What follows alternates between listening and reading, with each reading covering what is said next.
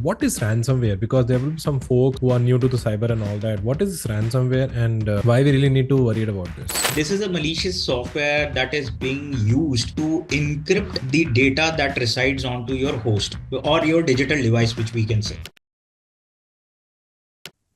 Hey guys, welcome to the session on Coffee with Prabh. And today we have a special guest, Mr. Shivendra Kumar Singh, a seasonal cybersecurity professional with 9 of experience in incident response, threat hunting, and security operation. And he has developed a lot of expertise on the area of micro sentinel, Sentinel-1, CrowdStrikes, and helping the organization to combat the cybersecurity threats.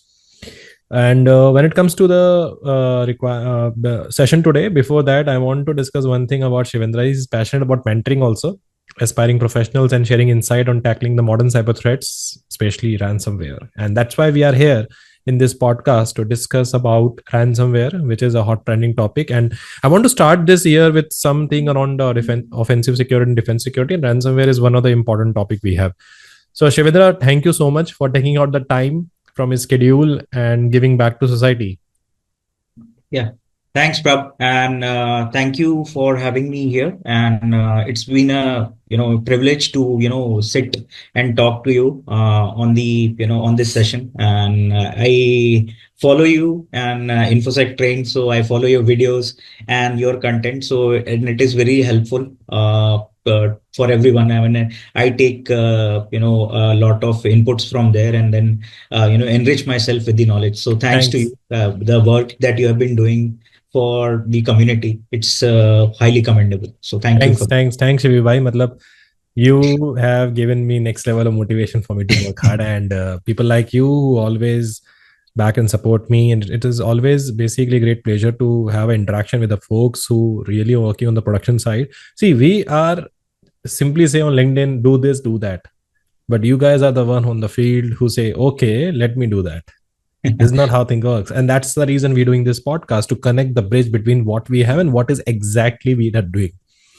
So what is special today, Shivi?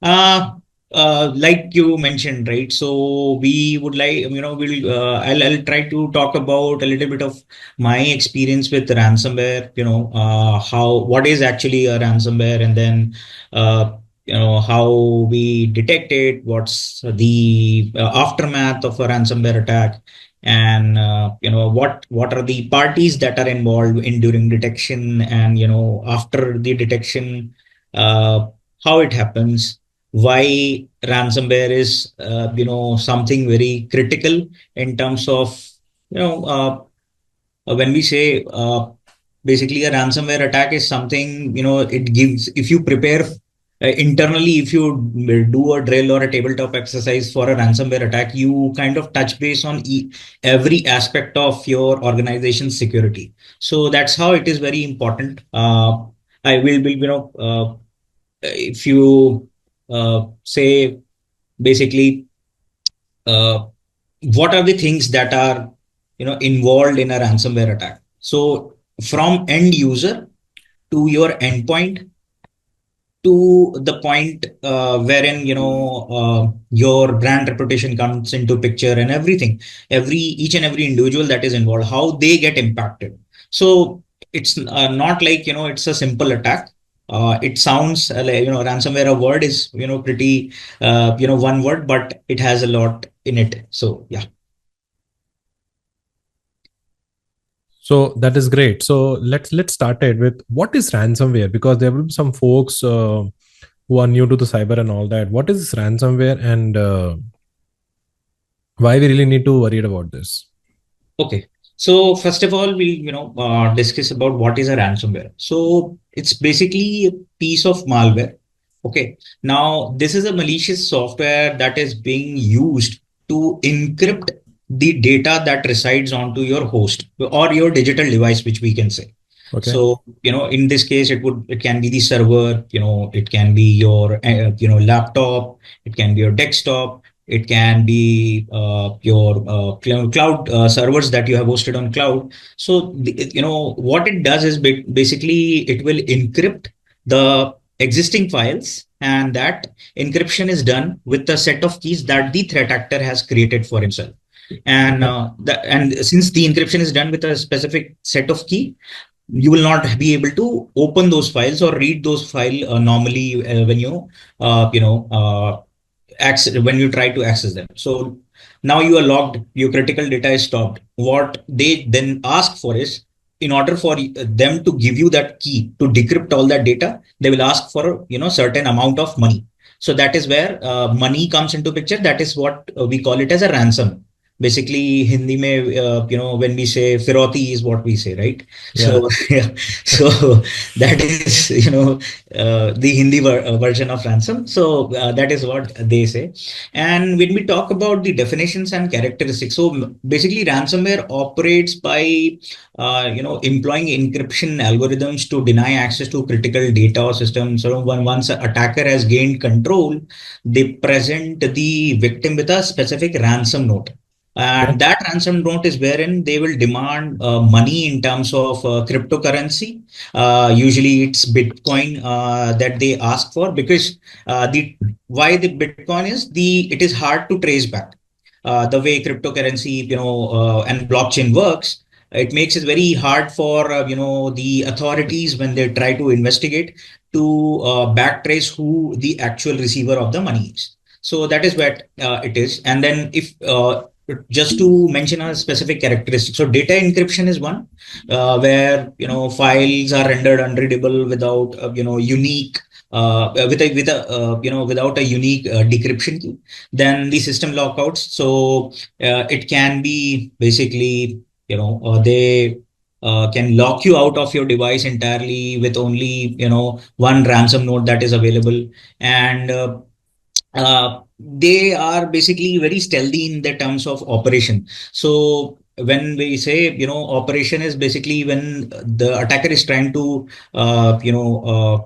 put you under a ransomware attack, they are highly educated, and they're highly skilled, so they try to evade the detection tools that you have placed for these kind of detections. And then and in a just early stages of ransomware, if we talk about, right, so it was very limited targeting, no, not like wide scale. The first case of ransomware was somewhere around 1980s. That was spotted, I think the name was PC cyborg trojan. Okay. And that was one of the earliest example. So early ransomware was very very limited targeting. They were not basically targeting multiple organizations, or entire and an organization in entire. It was not like a very planned Hmm. attack. Hmm. So it was something that was developed, but then nothing in terms of targeted attacks. Hmm. Over the period of time, it evolved, and Hmm. then it became ransomware as a service, wherein the different threat actor families were created, right? So there were, just to name a few, there is a Logbit ransomware family, then there is, Ryuk, and then there is Conti, then you have Black Cat. So these are all different families of ransomware, wherein they organize this in a manner wherein, they have their own setup in terms of leak sites, which they have set up. And they on the dark web, obviously, you have, when you visit them, they list down all their organizations that they have impacted.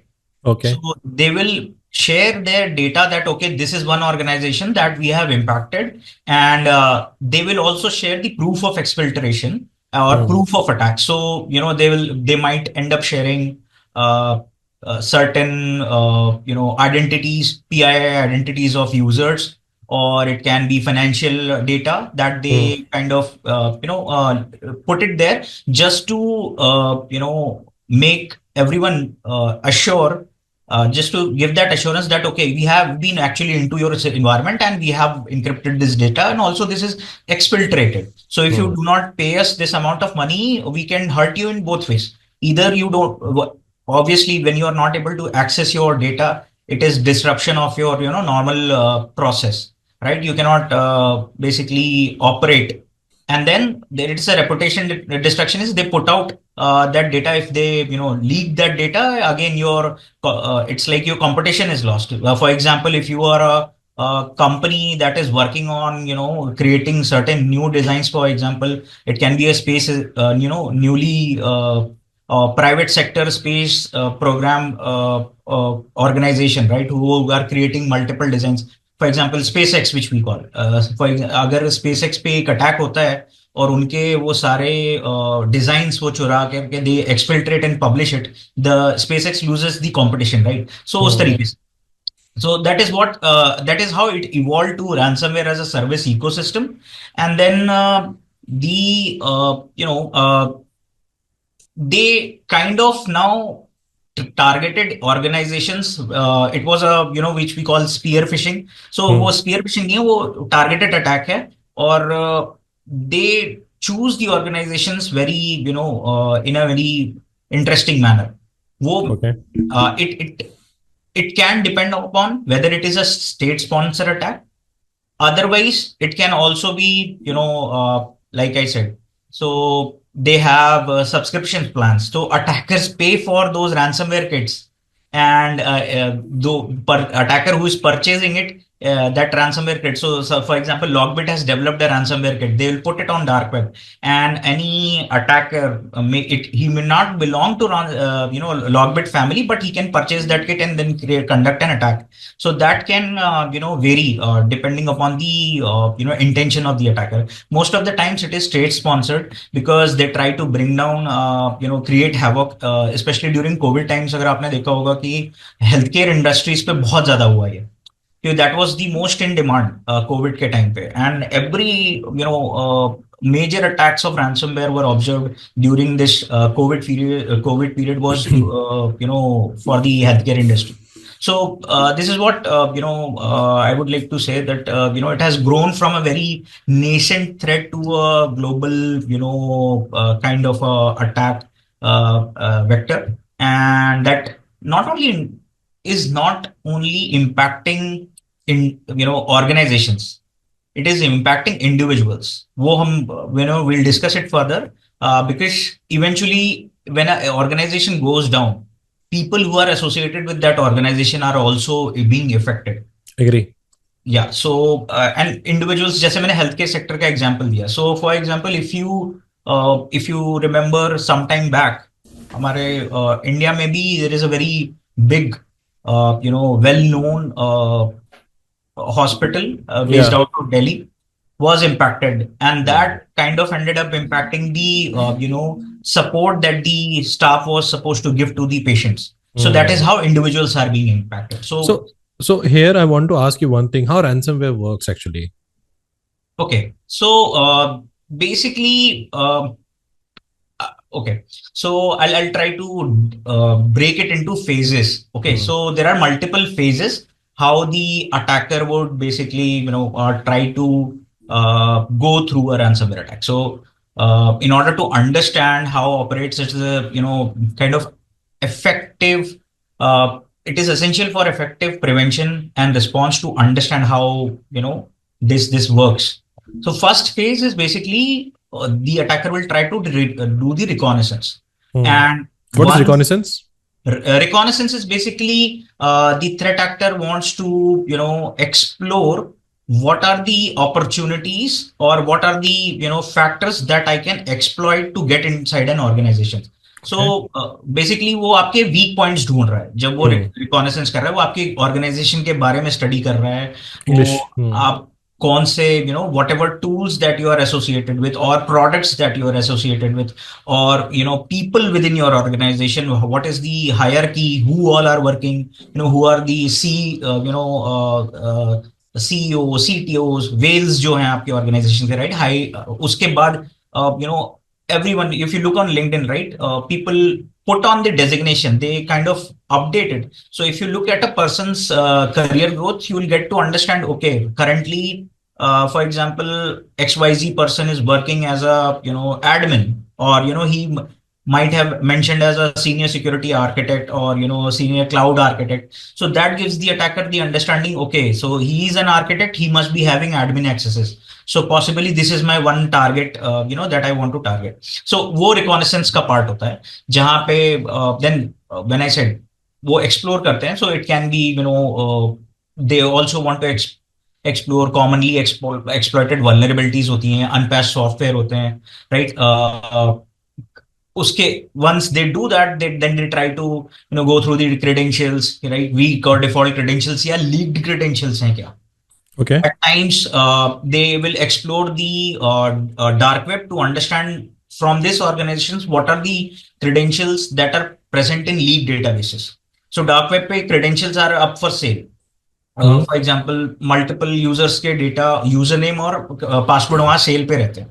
So Okay. they will also go through the dark web to see, if there is anything like that. Yeah, if you're using cloud services, they will try to explore and understand if there is any misconfigured, cloud service exposed, any buckets that are exposed or weak identity and access configuration, ports that are open commonly, which we, critical ports like RDP ka port, FTP ka port, right?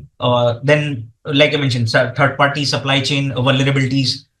If you remember, I think Starbucks was one of the organization. One of the big coffee chain was impacted through a ransomware, but that was not a direct impact on that chain. It was third party attack. So basically time keeping या time management system जो उनका था, दी organizations that were helping that coffee chain to maintain their workers timeline, right?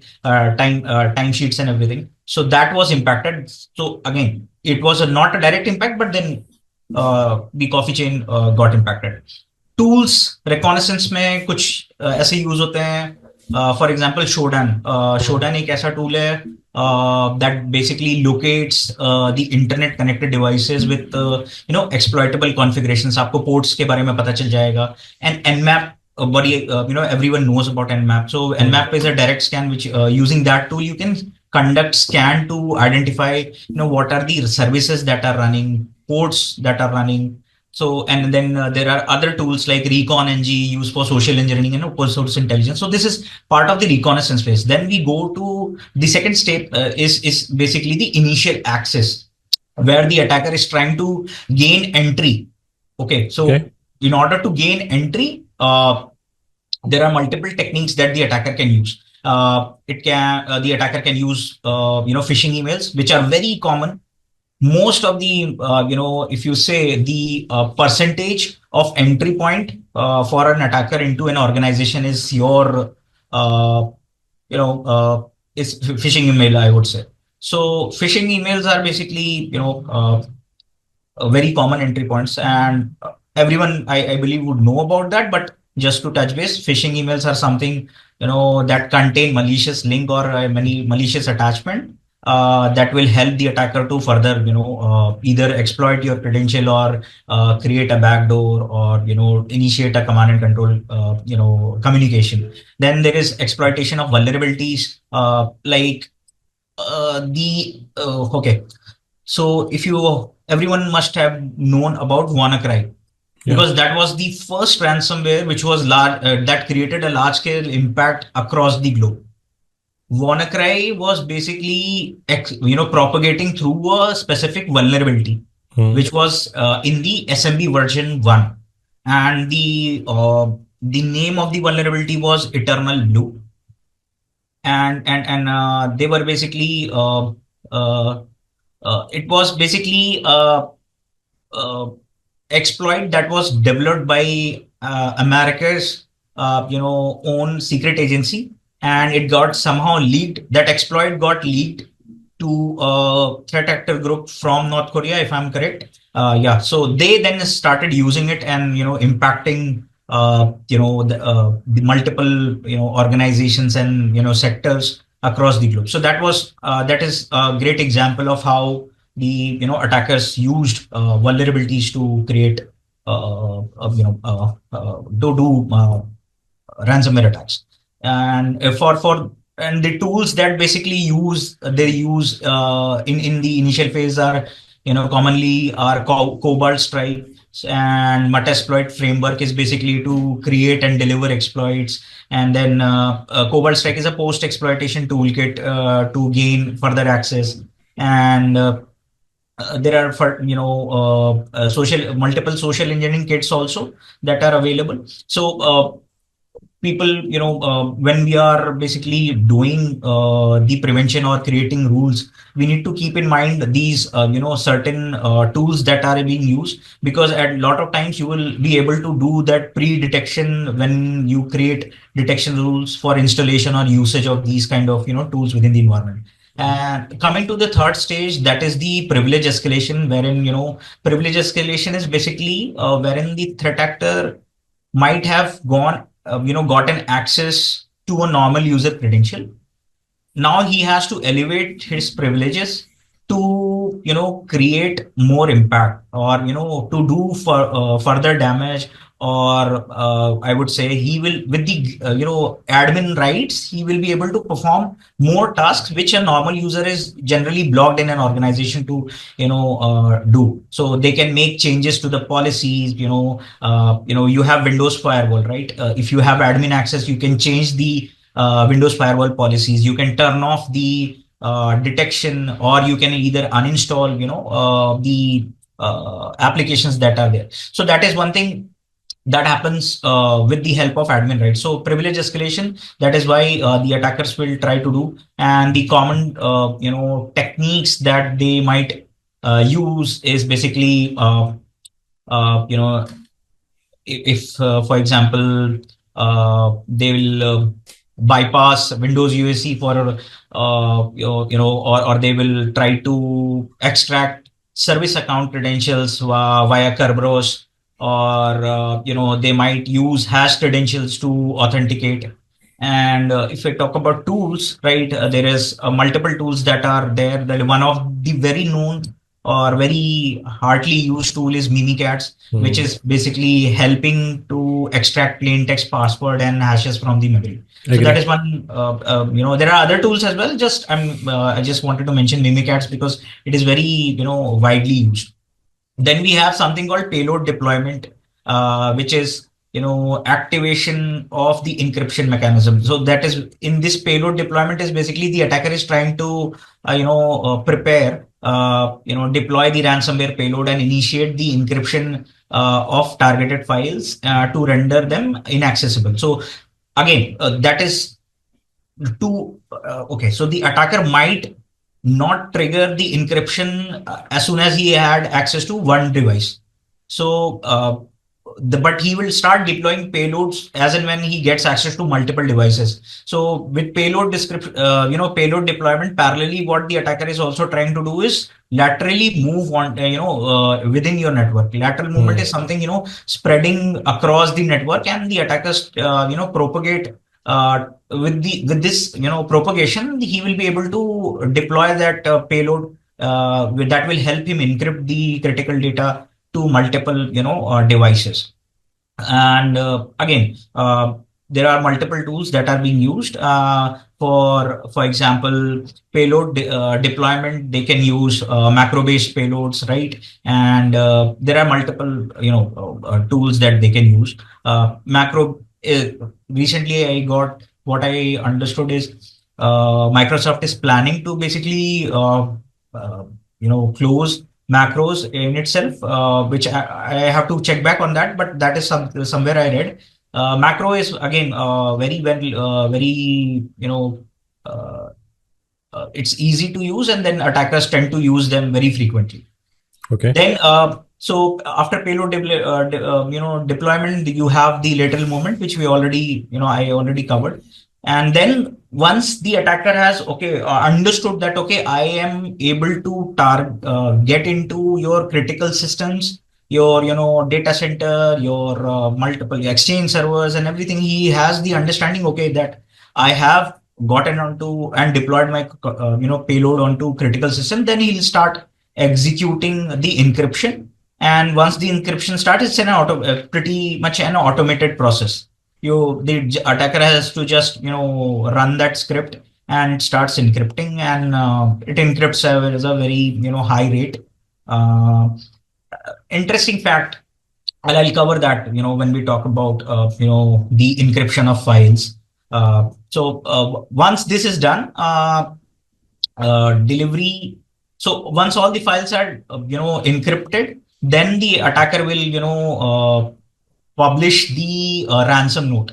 That is the final phase. You have been encrypted, and the ransom note is now up. Whenever you open a file, you will be presented with a ransom note, and this is basically the ransom note is mostly a text file which is there, and it contains the details of the cryptocurrency wallets that, or the amount that the attacker wants, and then and the also they will share the communication channel. So it is Tor based communication, and they will What is share Tor based that. communication? Oh, okay. So a Tor is basically Tor, acha, Tor based communication. Tor. Okay. Okay. What is Tor? Tor is basically, okay. So normal browsers which we use, right, are times, being owned by organizations like Microsoft and, other organizations, that they are not secured, considered secured, because they tend to, capture certain information from your, machines, and that helps them to kind of, that also helps them to understand where the user is based out of, and then with the help of your browsing habits, general browsers I'm talking about, they will present you with, customized, ads and everything. But with Tor, it is different. It's a highly, I would say, sanitized kind of a browser which you can use. It will not keep a trace of, it connects through, it kind of will not capture your location where you're logging from. That is a technique. There is a mechanism behind that through VPN.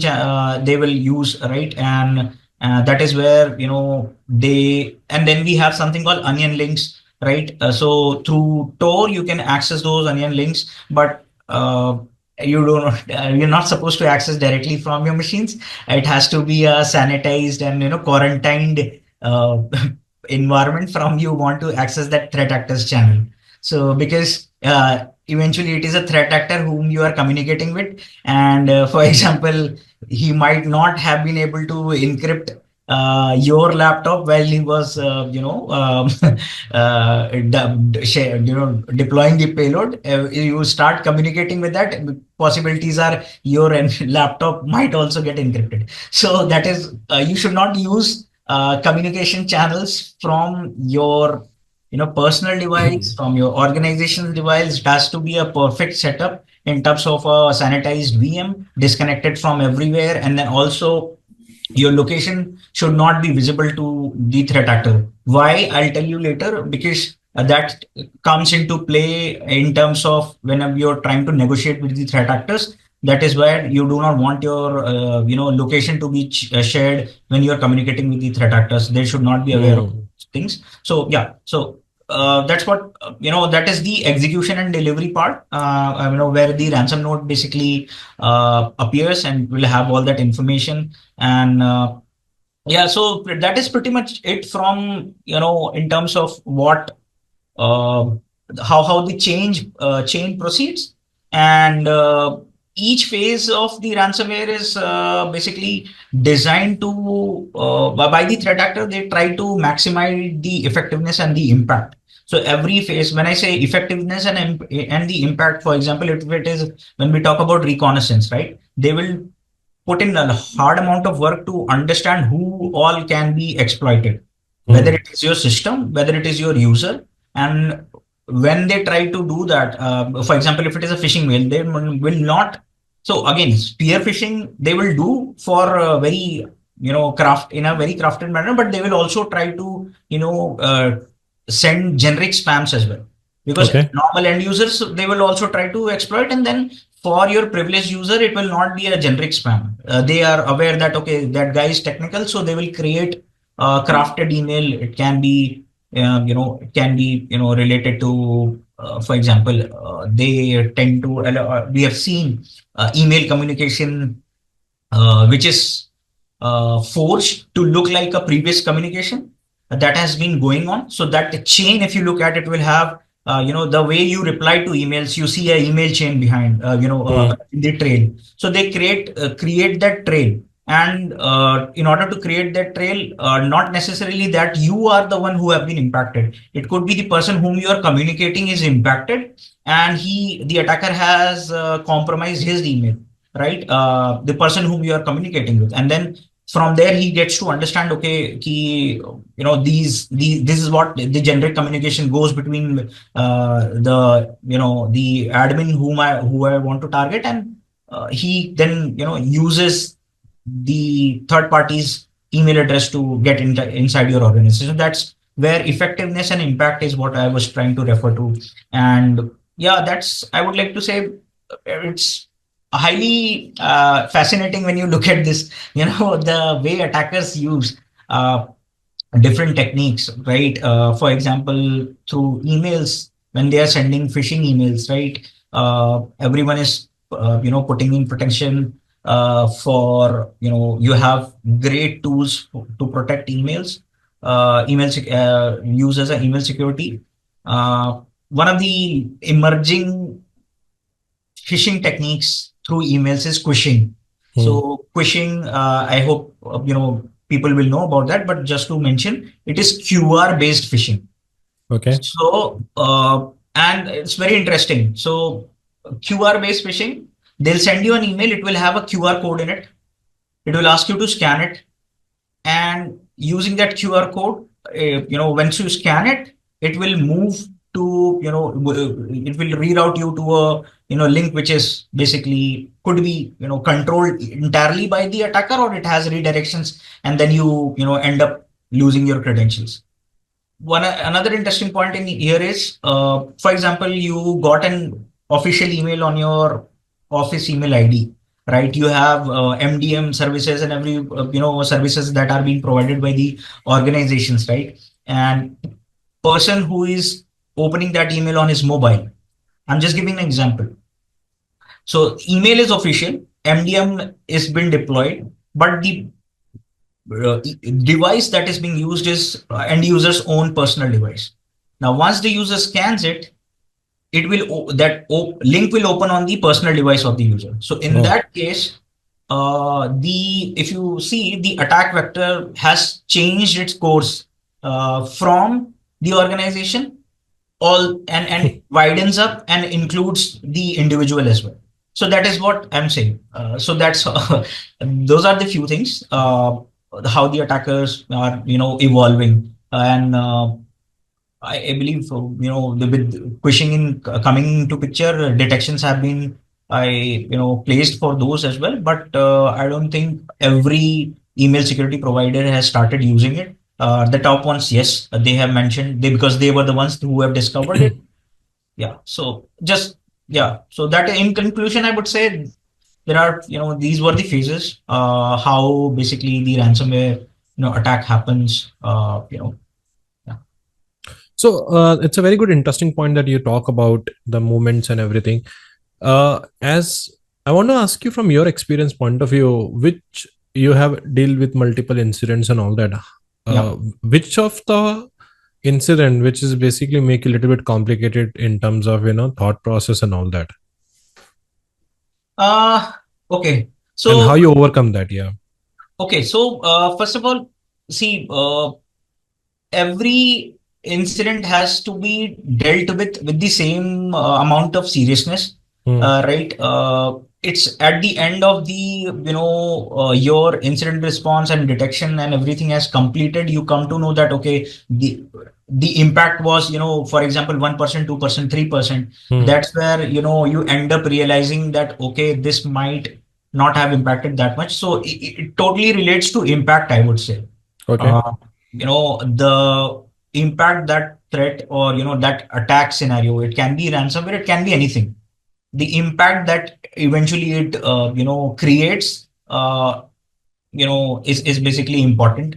And complexity, I would say, uh, okay, so comparatively it is Hard to detect, I would say, because since we are talking about ransomware, it's very hard to, detect ransomware. Why? Because it is the people who are doing those ransomware are not script kiddies. They have they are state sponsored, groups, for example, Logbit, Black Cat, from the China region, Russia region, North Korea region, and every region has their own groups. So there if you look into Google, I think India also has one or two groups from their side, but I would not say that is government owned or state sponsored, but known groups that are based out of a specific region and are supposed to target any organization, right? So like coming back to the point, it is those people are not script kiddies. So to detect it becomes very hard in terms of a ransomware scenario, because it doesn't happen uh, overnight. Okay, they will take their time because like I mentioned, right, lateral movement. So when they are doing lateral movement, they are also hiding their tracks. So that takes a lot of amount of time. They do not want to get caught in between, right? We had a case, wherein uh, the organization that we were trying to, onboard, right? They were using an antivirus solution, and they were transitioning from one antivirus solution to another. So we were helping them in that transition, and the attacker was already present into that system, and he was trying to move laterally. Now, when the existing antivirus solution, the detection was not happening because it was entirely new hash values, new kind of tools that were being used. So the signature matches were not happening.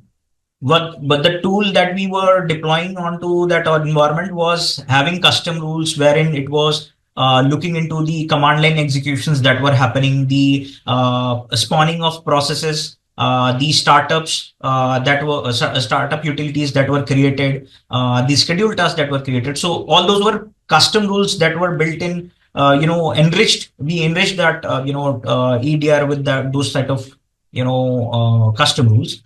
Those helped us to detect that okay, something fishy is going on. What we did, as soon as we found out, we that was the script that the attacker was using to initiate it was a backdoor script. So through the script, the attacker was using a backdoor and was making changes through the CNC server which the attacker was hold of. Now, when we started to block that script itself, the attacker got alerted. Okay, so we pushed a complete block of the script. Now, interesting fact is the attacker put up a logic bomb. So logic bomb is something, it triggers, it's a script that resides onto your machine, but it will only triggered when a certain set of scenarios are met, certain conditions are met. Now, the logic bomb had, whenever this backdoor script stops or it is being blocked, you start the encryption. So that was the logic bomb. So maybe if the organization has around 4,000 machines, the attacker was able to propagate to 1,000 or 1,200 odd machines, including servers and endpoints, and would have propagated more. But when we blocked that, the encryption started, and within certain amount of time, the entire devices, around 1,200 devices, were impacted and encrypted, and it went down like anything. But with the help of that, we were able to, once that encryption happened, we got the ransomware note. So that was a key point for us. We traced it back and tried to understand, where this ransomware node got onto that machine using the, logs And then previous AV's logs, from multiple tools, we fetch those SIEM and everything. We leverage that, and we then try to understand that, okay, apart from that, along with this file, what was the other files that were downloaded through the, during that point of time, what were the other anomalies. So we got hold of the payload also. So with then we blocked that payload. So, but then that was in retrospect. Eventually 1200 devices getting impacted with your exchange servers and everything is an impact for an organization. So that's how the complexity is. Even if you detect something, you need to understand. We important lesson we learned from there was, we it could have been a possibility that if we block the, uh, before blocking the logic, backdoor script, we could have, if we have drilled down and found the payload and blocked that, even though the logic bomb script would have run, the payload was quarantined, so the encryption would not have happened. So that's how you learn from instances. So that's I was talking about complexity. So this is one interesting one which I wanted to share. Yeah, that's great. And Shivi, like, just need to understand if any ransomware attack is happening in the organization. So what is a sign of ransomware attacks? Okay, so basically how we detect. Okay, so there are multiple ways in terms of timely detection. A lot of next gen AVs are helping us. There are industry leading AVs that are now focused to detect such kind of anomalies, and they are getting enriched within their threat research teams are enriching those which we call the custom rules, right? They are enriching them with the different command line scenarios, or it can be the hash values, it can be the IPs, the domains, the encrypted command lines. It can be at times the payload hash signatures. So just to from an organization point of perspective, there are few things we need to keep in mind. One thing is, if you see, for example, okay, so let me cover it like that.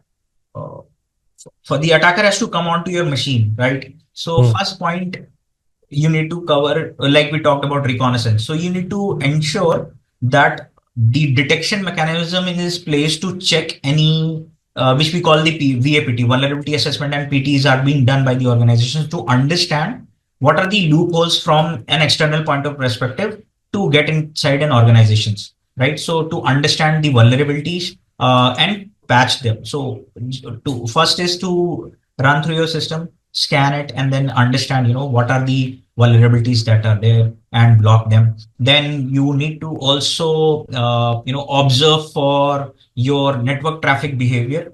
If the attack has happened, the likelihood of the data exfiltration is very high. The attacker will try to exfiltrate data, so you need to watch out for your bandwidth consumption. How and all that too at times which are not usual. So unusual times, surge in bandwidth, right? Network traffic patterns, which we call abnormal network traffic patterns, right? Unusual presence of files that are having extensions that that are not expected. For example, double extension files. It can be xyz doc anything log or I would say log. Because I was just saying, there are multiple families, so they create their, in order to signify, they will create their own extension. The extension would name that family. So for example, Logbit is using .log, right? So I'm just giving that reference. So a double extension file, sudden system encrypt, when the encryption happens, the encryption process will consume high amount of resource. So for example, if you see a spike in your server,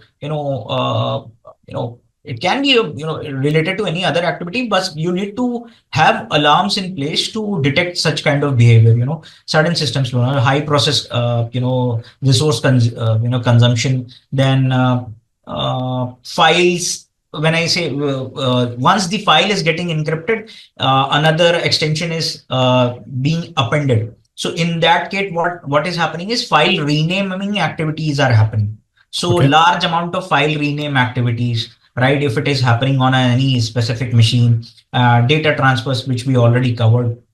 Also, important thing we need to understand is detection for known tools. Like we talked about Cobalt Strike, Metasploit, and you have something called Wireshark. You need to target your people whom you need to allow it for.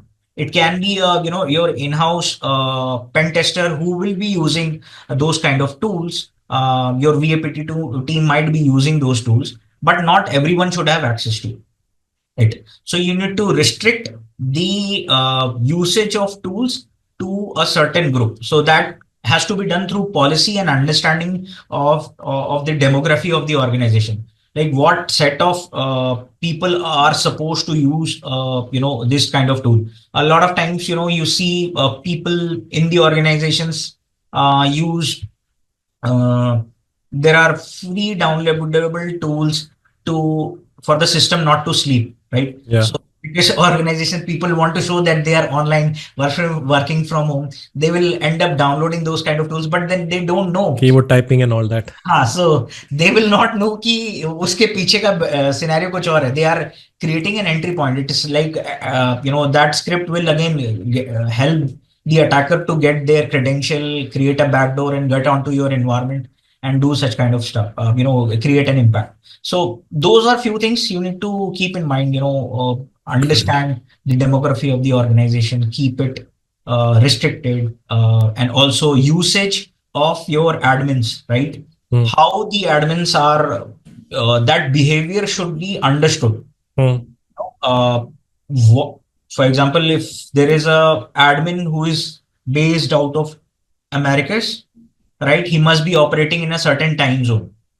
You see Agree. an unusual time login of that admin through IST times, or that is a kind of alert. It should alert you, or also you need to keep in mind that needs to be investigated, right? Why that user logged in? That question should be asked to the admin. Did True. you logged in or not? So if he's aware, he will, yeah, definitely say that, okay, I extended work and I was involved with something. But could be a possibility that he is not aware that his credentials are compromised and someone is leveraging them to create impact. So that is the sign of early detections. The tools that you can use in these analysis that will help you in analysis is basically firstly is your endpoint detection and response. That is very critical to have in your organization. There are multiple tools people, organizations, people can think of. Even in on your laptops, on your personal devices, I would say one should have endpoint detection, EDR on an antivirus for sure. Maybe preferably mobile devices also. The one scenario I explained about phishing attacks, wherein end up scanning QR codes from your official email, and then it kind of opens through your personal device. So that kind of will help you, avoiding such scenarios. You do not lose on your personal data, or you're not compromised with your personal data. Then you have network traffic analysis. So I think network behavior analysis. These tools help to create a baseline for a machine, a user, how he operates, and then will show you the alerts for anomalies. So, for example, unusual detection, login locations or unusual login patterns are something which we discussed about, right? And then okay. So, one of the important ways the next gen AVs are trying to get an early detection for ransomware encryptions is they place dummy files onto your machine. Okay. So the antivirus, if you look, I would not name the folder because again it will end up naming a specific organization. So you go, whatever antivirus you're using, try to search for files. Usually, it can be in the downloads or C program files. Look for a random folder with uh, maybe it will look a folder might look like a hash value name, and you open that, it will have a Word file, it will have a Excel, it will have a PDF embedded in it. Why different files is again a story. So they will keep those files, and those files are being deliberately placed as decoys onto your machine. As soon as the encryption starts, and they see that okay, one of our files is encrypted, they will then detect that process that is blocking that is encrypting that file, and then eventually block it.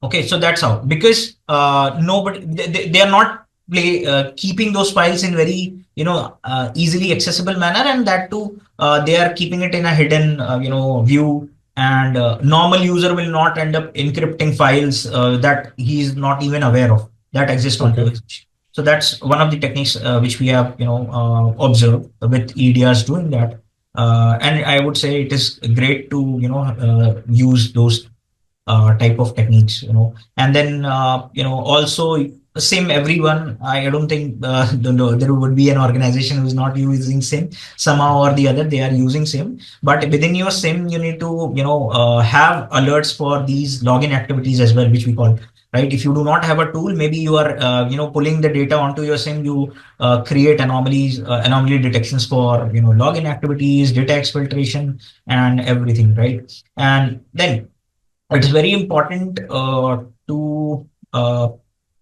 uh, also have an monitoring of files. So which is your file integrity monitoring, right? Integrity monitoring is basically you enrich that tool with the information the files, and if there is an unauthorized modification to those critical files, you should have an alert.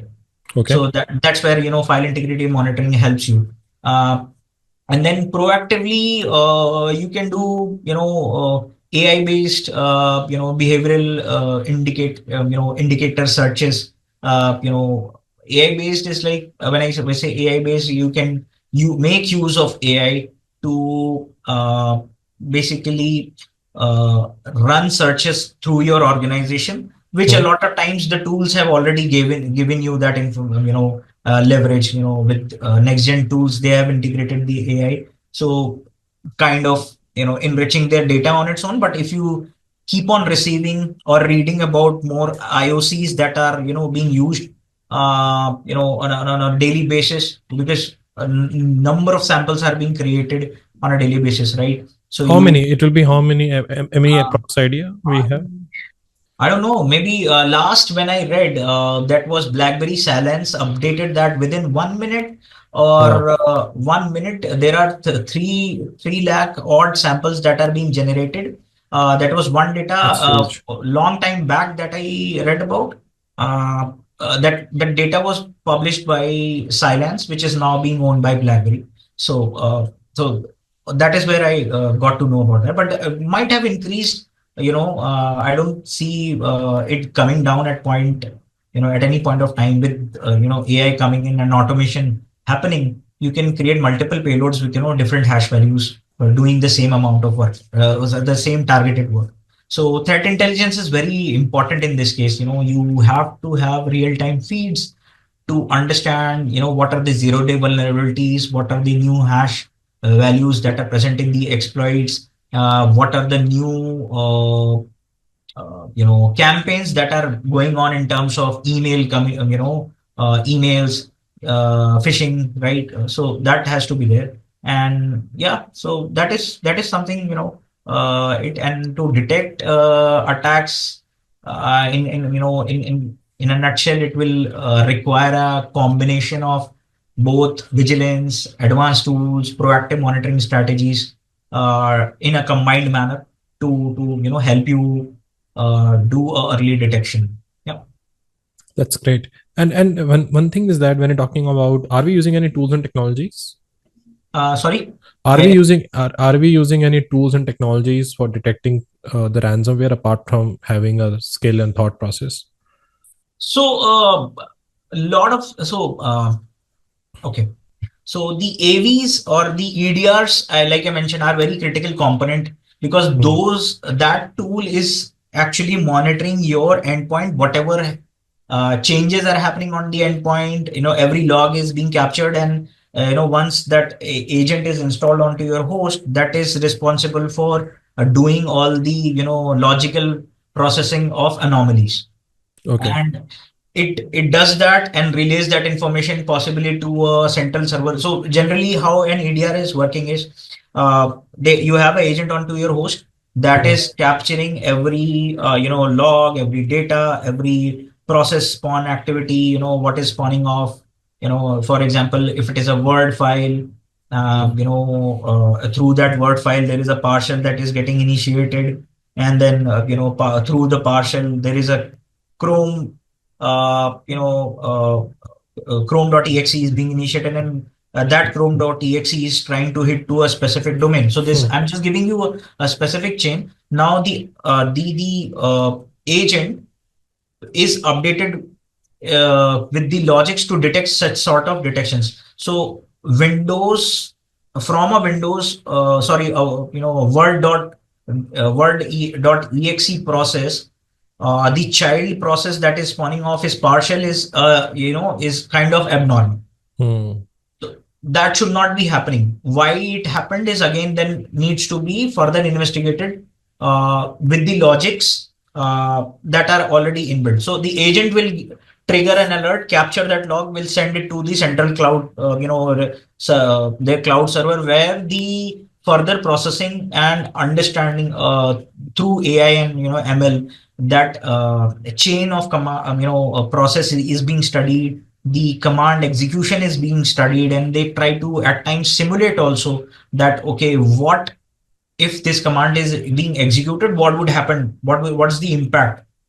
Is it only opening Chrome, or is it also, along with opening Chrome, it is also creating a scheduled task. That task is responsible for opening up Chrome and communicating to the same domain each and every time you log into the machine.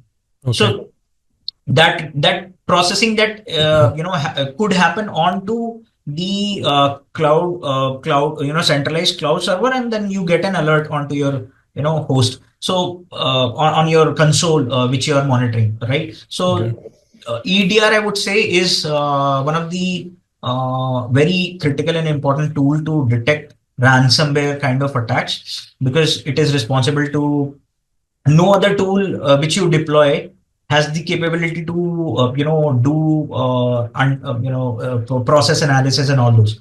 That Okay. for that we are using EDR. So I would say when using or choosing an EDR, one should be very thoughtful of and have an But what understanding. is the recommendation in that case? Like any expertise involved in this? Like when you finalizing EDR, like if I want to talk about 5 points or 6 points or 2 points to Okay. shortlist the EDR, because there's a lot of buzz about EDR in the market, right? A Yeah, lot yeah, of yeah. marketing is happening around EDR. Yes, yes. People getting a best CISO awards for that.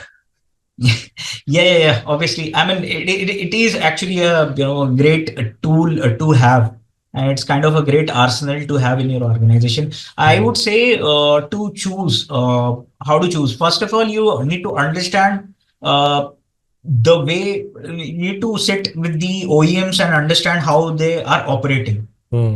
right? To understand whether they are leveraging AI, how they are using of threat intel, how they are enriching their data for detection. Are they only? I don't think but today anyone is doing signature based. Earlier, historically it was only signature based detection that was happening, right? Which was Hmm. not helpful. That is what we how we switched on to EDR, and then now we are extended detections and response. Yeah, We are agree. evolving to that. Yeah.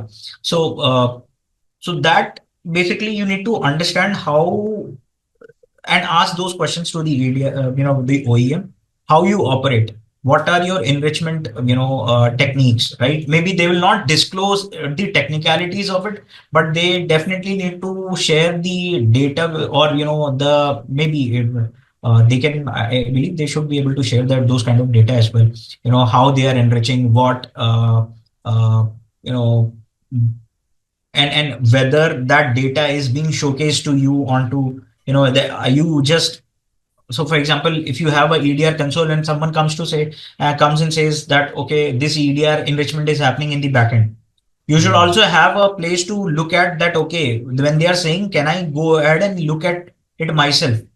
If they are saying, for example, a specific family, is being targeting, healthcare sector, and you belong to the healthcare sector, you are the consumer of that product. In your console, you should have that information so that you can run corresponding searches during the POCs. Also, you should do, run corresponding searches to see that these kind of things are being detected or not. You need to, while doing the POC, you need to, check with different set of attack types. So maybe you set up a VM, deploy, that EDR agent, and then put multiple different type of malwares in it to test it out, whether it is detecting, botnet attacks, whether it is detecting, ransomware signatures, whether is it able to detect, file encryptions or not. So those are few things you need to do as part of a POC, wherein you need to, from your end, you need to do a rigorous testing using, VMs, and then putting that, software under, thorough test to see what type of detections it can have. Because I have, with my experience, seen a lot of cases wherein, the great, the best of the best EDRs are not able to detect the parent file, which is also malicious, but they are able to detect the, child process, which is malicious. So why they were not That is a able? concern. Yeah, so that is a concern. So child getting detected, but parent not getting detected is a concern, right? Could be a possibility that it was a new, a way that parent process might have been set up, or a new hash signature that was not listed. It could be a possibility, but that is what I was just trying to say, that you need to have a thorough testing while choosing these tools, and also get the understanding from the OEM that how they are, keeping up with the latest advancement in terms of attacks. It can be ransomware, it can be malware, botnets, can be anything. That's great. And when you're talking about the requirement of impact of ransomware on the organization, can you just express in a two statements what is the impact of ransomware on an organization? I know economic impact is there, financial is there, but what are the others? Okay, so I touch base on this also. So ransomware, it is not. Okay. So ransomware attacks can have, devastating consequences on the, organizations. It can affect financial stability, operations, reputation, and then compliance with, regulatory requirements.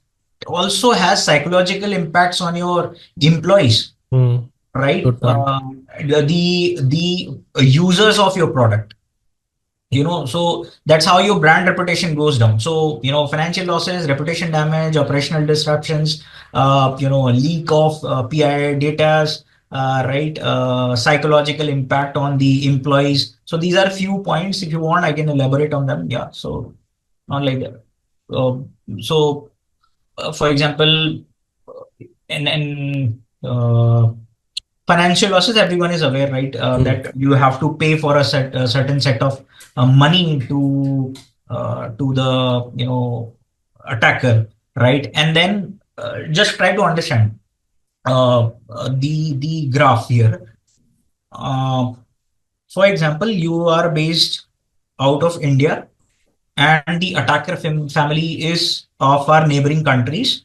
Our arch enemy, there are people who are, from the other side try to, so one of the arch enemies, I will not name the country. So uh, you as an Indian organizations are being impacted by the neighbor who is responsible for funding the terrorists. Okay. Okay. Now, when you are impacted and you pay the money, that is actually going to fund the terrorists. Now, so I'm just giving a, simple example here.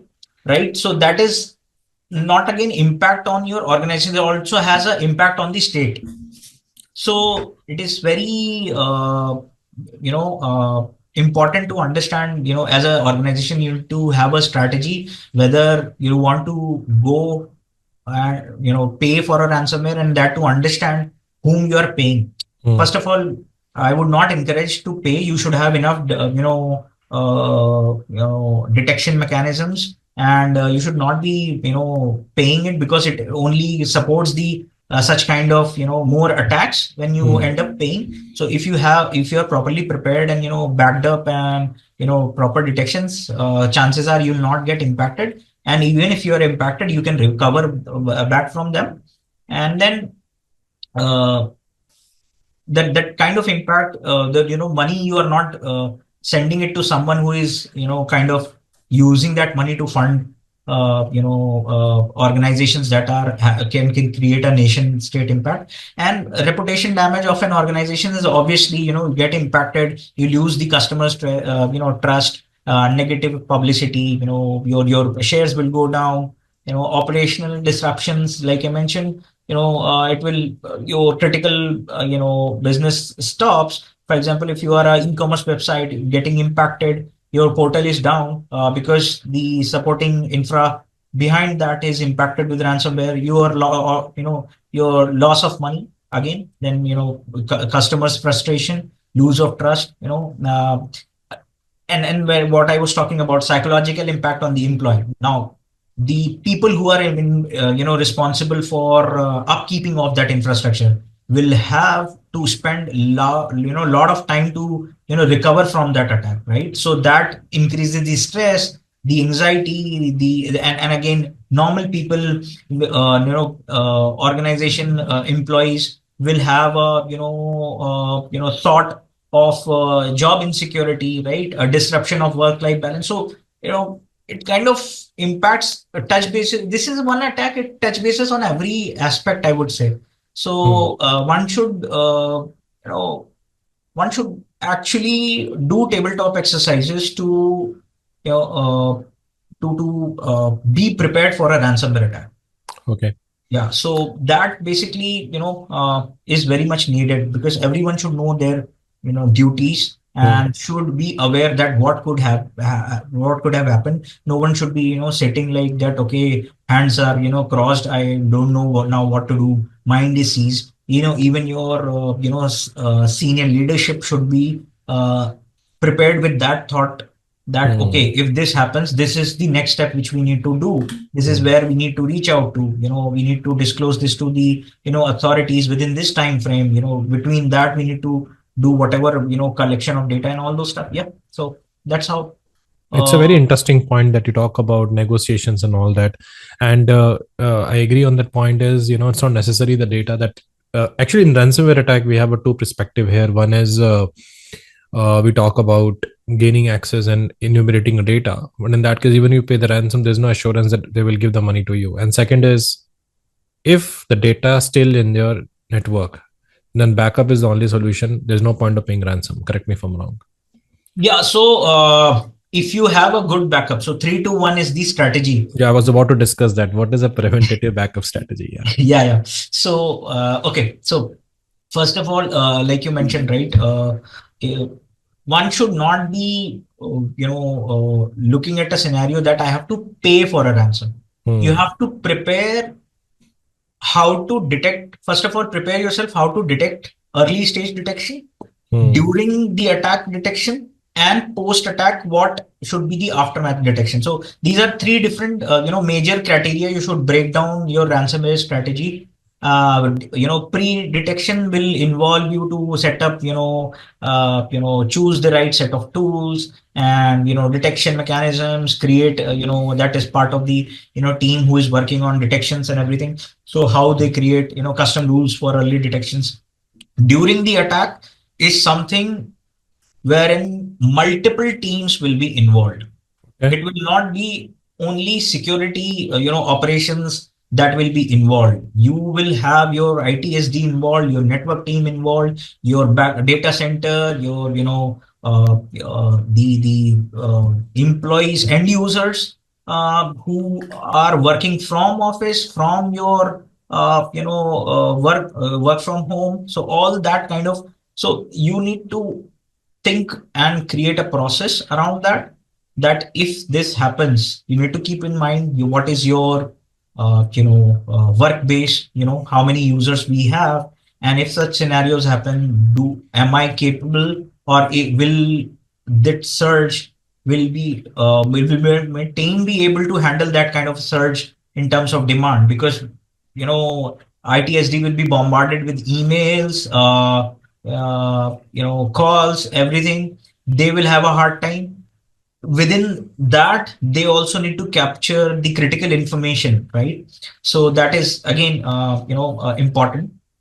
Then the teams in terms of infrastructure, the people who will be, will be asked to sit on calls for a long amount of hours to help, retrieving back the data. Even if you're doing the backup, it will take time, right? So the teams will be different. You have to involve your legal, insurer, your senior leadership. So everyone has to be involved. So that is during the phase, and after the phase is where you have actually gone through contained backup and recover. Now you need to focus on what's the strategy going forward, because by that time your brand is kind of you have a hit on your shares, your brand reputation. So how do you tackle through that and navigate through that as a business strategy? So again, this is what I was trying to say, that one attack touch bases multiple cuts through multiple aspects of business and corporate. Yeah. And can you just share your perspective on 3-to-1 strategy? Okay. How it works? Yeah. Okay. So basically 3 to 1 is okay. So 3 to 1 is a simple scenario wherein you need to understand how the backup will work, right? So you need to have uh, your backup in 3 different places, okay, 2 different mediums, okay, and then one should be your I would say basically uh, one should be your hard backup, which should be there with you. So when I say 3 different places, maybe you have 3 different locations, right? That's when you create BCP plans, right? So one backup resides in the northern region, and the second backup is in the south, maybe central, and then the third backup in the southern region. So that's how you different segregate. Maybe when I'm saying region, it's talking about offices,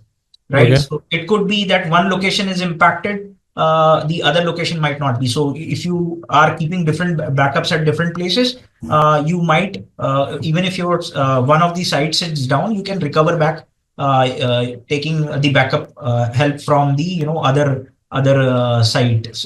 Then the medium should be different. So when I talk about medium, uh, it so one, if you are keeping it on the cloud, okay. One, if you are keeping it on the cloud, the other one should be a hard backup.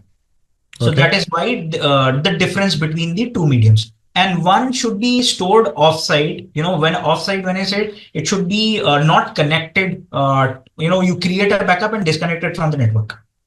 So basically, you do not connect it very, it is not directly connected. It's when only needed, you plug it back to the network. So that, why? Because why? It kind of a segmentation that is that you are creating, so that if your network is impacted, you have something maybe 1 week back or 1 month back at least, depending upon the frequency you decide how it has to happen. That is organized, depends on the organization, right? How critical their data is. So that is up to the organization to choose the backup frequency. So if you are not the offsite backup is not connected to your network, even if your entire network is impacted, you still have something which has not been touched by the attacker. So you can do a fresh start from there. It will be a hard job, but the data will not be lost. So that is why backup is needed. 3-2-1, that is the rule. And also doing backup is important. To test the backups is also important. Okay. So yeah, so you do the backups and you do not test whether your backup is fine, and then you're not able to recover back from it. You're just in the thought that, okay, I have backed it up and I'm good if the attack happens, and the backup is not happening. Maybe it gets corrupted, right? At some point of time, you do not check on it and whether it is recoverable or not. So you need to keep regular tests on backup, checks on backup recovery, whether it is recoverable or not. So that That's is. that's great. And when it comes to the before we wind up this thing, I want to ask one important thing, is that how the negotiation take place. Like if we're going for the negotiations and all that, what should be the negotiation process? Because Okay. it's a very interesting thing which I would really need to understand from you. Okay, so negotiations.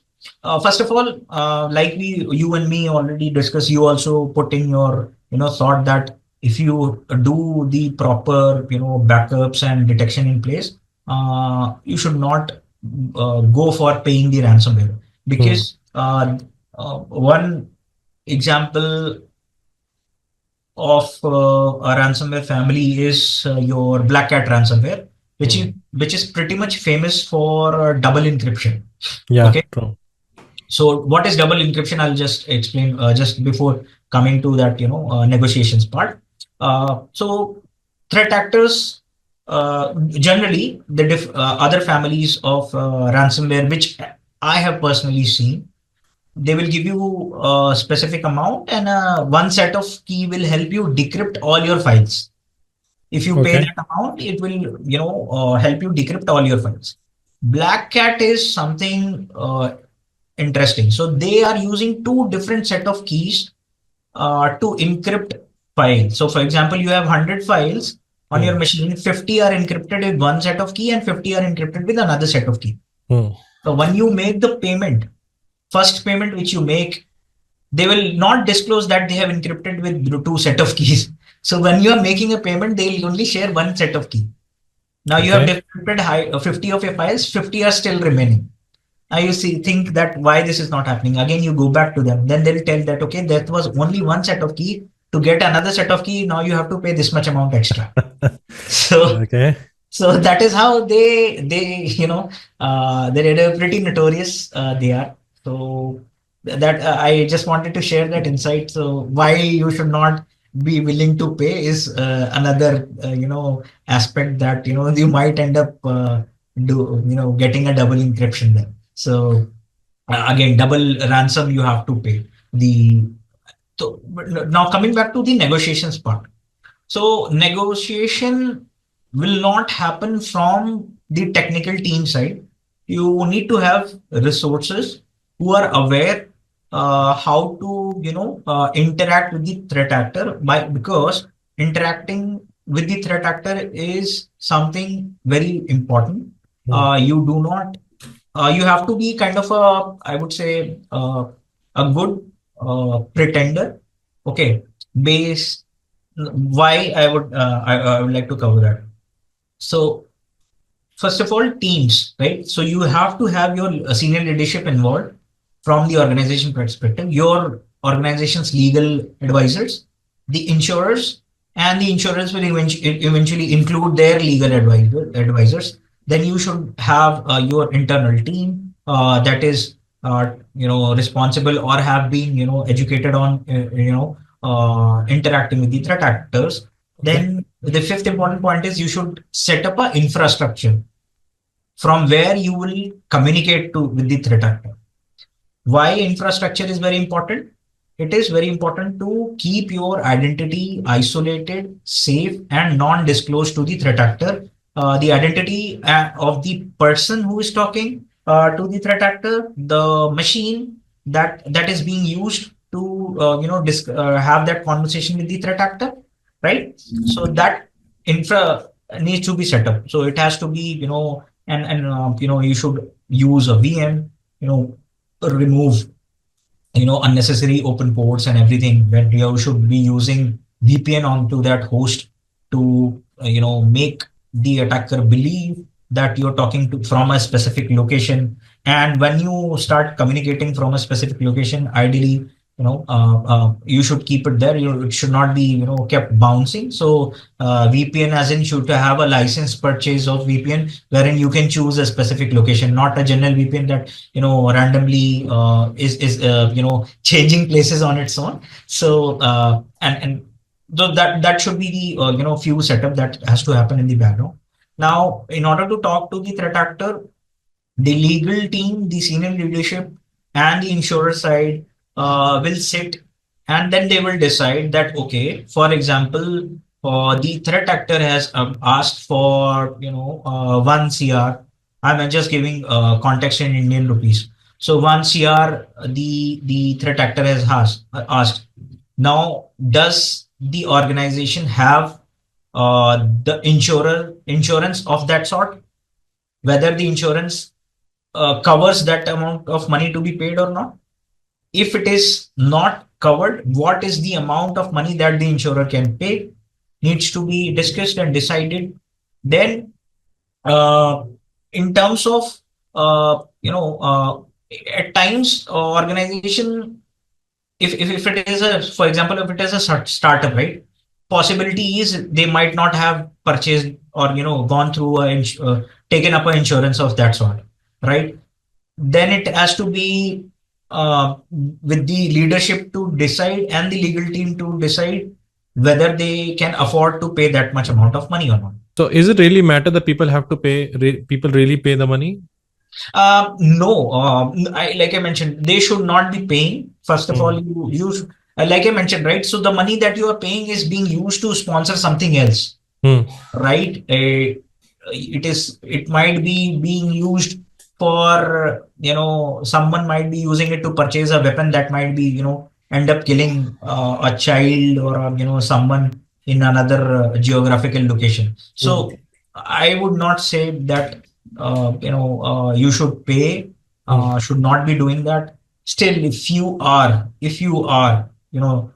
hellbound and you have to pay for it, then it is something you need to take a call for, right? In that case, you need to the organization need to decide that, okay, we are willing to go for this much amount of money, right? So then you have to, now the threat actor will not come down from the original ask just like that, right? So that is where the drama comes into picture.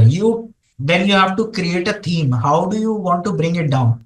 So we have had scenarios, we have seen scenarios wherein I was not part of that team, but I was closely involved with that team. So they used to create theme. For example, one scenario, they created a theme of of an IT employee who is just end of his corporate career, and he mentions that, okay, the after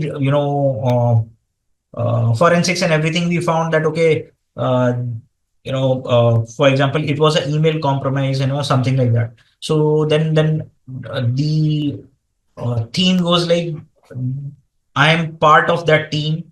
They will try to create a scenario. For example, it was a network, admin, network team. Someone from the network side got, breached, and through that the entry point was traced back.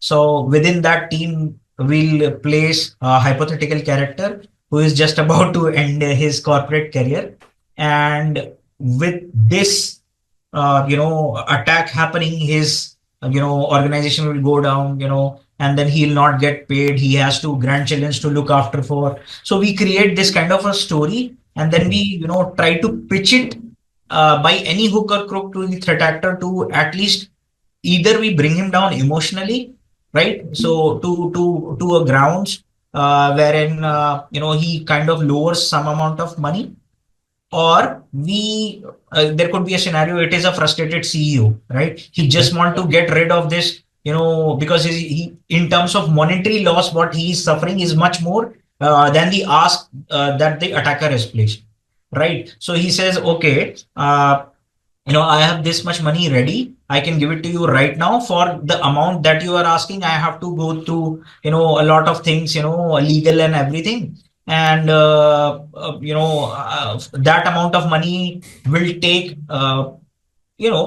maybe 1 month or 2 months for me to, get transferred. But if you ask for, this much amount of money, I can do it in 3 days or 2 days, Okay. right? So that is, yeah, so that is how the bargain process goes. But that is not, should not be, entertained, because I would say it's not a good, it would not be a good practice to fund a threat actor, because it will again, strengthen their objectives, and, give them more fuel to conduct these kind of attacks. So should not Understood. be, ideally, organization should not go for a ransomware payment. That, Recovery, if you have done, backups and recovery is done properly, maybe you might take a hit on your operations for a certain amount of time. You should go the way of recovery, right? that's great. So, do you have any final notes, Shivendra, to share the Uh, viewpoint to the customers here, viewers? yep. So, for example, okay. So I would like to mention that, in totality, one should, ransomware attack, for a ransom attack, these have become very persistent. We have been seeing it for organizations. I think there could be possibilities. We haven't in India. We have seen it on certain big scale organizations. The next stage would be medium scale organizations, and small organizations as well. That's great. So that is something we should keep in mind. We should have a task force, both from the authorities side, and also people should be educated for this. That okay, this is one of the attacks. If you follow the right steps, you might not have to pay an amount of money that kind of 6 months down the line will end you will run you to a bankruptcy state, right? So you don't have to do this. So for example, you need to have the you need to understand the importance of proactive defenses, the employee training, which is very critical, which I would like to again highlight. Educating the employees is very important, because the percentage of entry points through phishing emails is extremely high. So, and the user habits. If you educate an employee what software to download, on your organization, I think you should not be, using it at as much as possible. Do not connect through public Wi-Fi's, your office devices, and do not open emails that are malicious, even your personal, on your personal phones. The importance of updates, regular updates, patching, importance of endpoint security, the benefits of regular backups, offline backups, and having a strategic incident response plan for the different categories which we talked about, the containment strategies that will be involved in that incident response plan, the understanding of how the human factor will respond to when an attack happens in the crisis situation, who will be your spokes from the specific teams who would be able to handle that kind of stress. Not everyone will be able to do that, because ransomware attack, I mean, it will involve immense amount of mental and physical strength. It will require for the people working on that attack. Ethical business making, decision making. You want to pay for a ransom or not, right? The very important point I would say is the collaboration that should happen Okay.